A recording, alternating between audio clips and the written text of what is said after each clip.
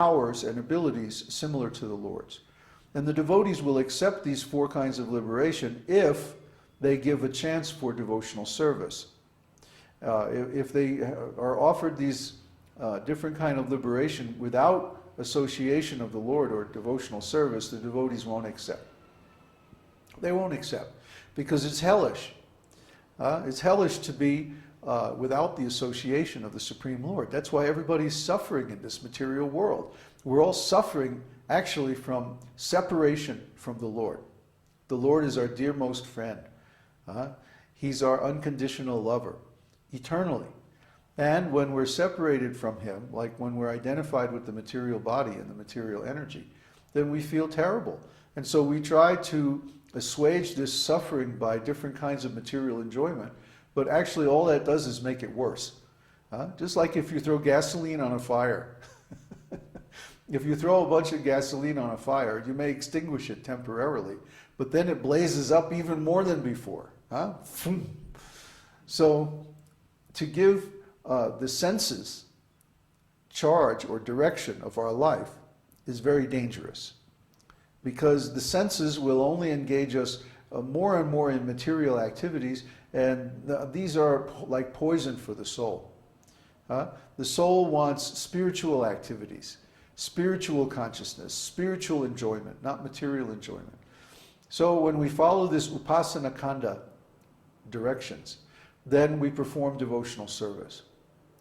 But Krishna says there's even a higher platform.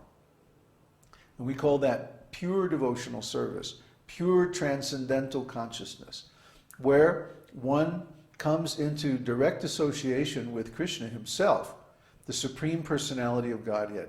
Now there are many, many expansions and different incarnations of Krishna, and we covered that in the course recently on the Transcendental Ontology of Jyotish.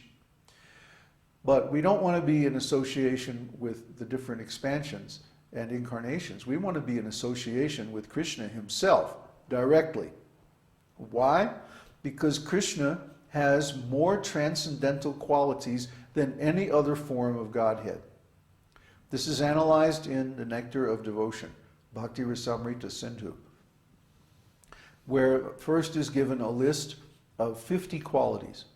And these 50 qualities are held in common between the Lord and the living entities, us, the jivas. We can have those qualities in some limited amount, but Krishna has them in an unlimited amount, as deep as the ocean. You can't measure the amount of Krishna's qualities. But anyway, those 50 qualities we have in common. And then there's another 18 or 19 qualities that are shared between Krishna and the other personalities of Godhead, like Narayan, Vishnu, and so on. And finally, there are 4 or 5 qualities that only Krishna has. For example, the extreme unmatched beauty of His form. Even the other personalities of Godhead don't have such a beautiful, attractive form as Krishna. Another quality of Krishna is that He plays transcendental melodies on His flute. And if you ever hear these melodies, then you don't want to hear anything else ever again. And similarly, He has extremely sweet and relishable pastimes with His devotees. The loving pastimes of Krishna with His devotees are just beyond compare. No other personality of Godhead even comes close to these exquisite pastimes of Krishna and His devotees, because Krishna's devotees are the topmost, just like Krishna Himself is the topmost. So we want that association. We want Radha Krishna's association. That's why we chant Hare Krishna. Hare is the vocative form of Hara, which is a name of Radha, or Krishna's female form, Krishna's female expansion, his Mahashakti. That means that she has all the energies of Krishna, all the Shaktis, all the potencies, all the spiritual qualities that Krishna likes, Krishna finds attractive. Everyone is attracted by Krishna, but Krishna is attracted by Radha. So if we become servants of Radha, then automatically Krishna is attracted, and we always have his association. So very much honor and respect is given to the spiritual master because he understands all these things, and he can actually engage us in the service of Radha and Krishna because he is engaged in that service. Our lineage comes down from Chaitanya Mahaprabhu, and Lord Chaitanya is Krishna himself. Shri Krishna Chaitanya Radha Krishna Nahe Anya. Lord Chaitanya Mahaprabhu is none other than Radha and Krishna, combined in one form. Krishna on the inside and Radha on the outside. So even though he's Krishna himself, he appears in the mood of Radharani in order to relish her special spiritual qualities. There's a shloka that explains Krishna sees that Radha, even though Krishna has unlimited transcendental bliss, he sees that Radha has 10 million times the transcendental bliss that he does. So he wants to experience this for himself. That how is this possible? I'm the Supreme Personality of Godhead. I have everything at my command. And I'm enjoying like anything. Yet, I see that she's enjoying even more than me. How is this possible? I want to relish this myself. Krishna is so attractive that even when he sees his form reflected in a mirror, he himself is attracted. So, what to speak of Radharani? She's also very attractive, like two magnets. The North and the South Pole, they automatically attract one another, even over a distance. So it's like that with Radharani's love. Radharani is called the Ashraya. That means the shelter of love of Krishna. She's the reservoir of love of Krishna. And so if we serve Radharani, if we serve her in the same mood, that's what it means to serve her, that we approach Krishna with the same mood and we offer the same kind of service to Krishna. So when we do this, Krishna is automatically attracted. He's automatically pleased by our service. And so we need to cultivate this mood which is expressed by Lord Chaitanya.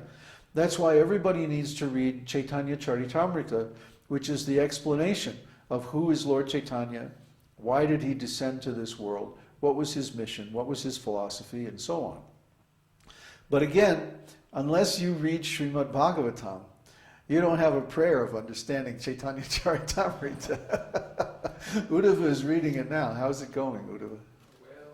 Well, the family relations are not easy. The relations among the Panchatattva, you mean? No, the personalities. Oh, in the spiritual world. Yeah. Well, we discussed this some time ago. It took me about 20 years to figure it out, so don't feel bad, okay? It's a very, very deep subject, but one that we have to be familiar with, because that's where we're going. We're going to live there. Just like right now we're thinking, we're going to go to Chiapas and live in the jungle there, where there's all these beautiful rivers and fruit growing everywhere. It's just paradisical. So we're studying the maps, the climate information, the history of the different places, who lives there, and contacting the people that are there, and so on, making arrangements to visit. So because we want to live there, we want to know what's the climate like, what's the language like, what are the customs of the people, what do they like, what do they don't like, and so on. So similarly, if we want to go to the spiritual world and live there, then we need to know who is who. Who are the different personalities? What are their relationships? What are their moods? What are their activities? Why are they doing what they're doing? That's a big study, because the spiritual world is unlimited. It's not like this material world. This material world is limited. It's finite. The spiritual world is infinite. So when we go to the spiritual world, we need to at least know the categories of existence. And these are explained in Srimad Bhagavatam, in Chaitanya Charitamrita, in other scriptures like Brihad Bhagavatamrita. We have to know the map of the spiritual world, who the different personalities are, how they're related to one another, and so on. This is a big study, and I can't do this for you. I mean, there are videos you can watch on the site where I present all this information. But ultimately, you have to go to the scriptures and read it yourself, and sit there and puzzle it out until you understand it. And yes, it's a big piece of work, but there's no better engagement for our intelligence than understanding spiritual knowledge according to scriptural revelation. So that's what I implore you to do. That's what I beg you to do, for your good. It's not going to benefit me, it's going to benefit you. We want you to get the benefit of the esoteric teaching, because since we attained this benefit ourselves, we've been most satisfied. And we have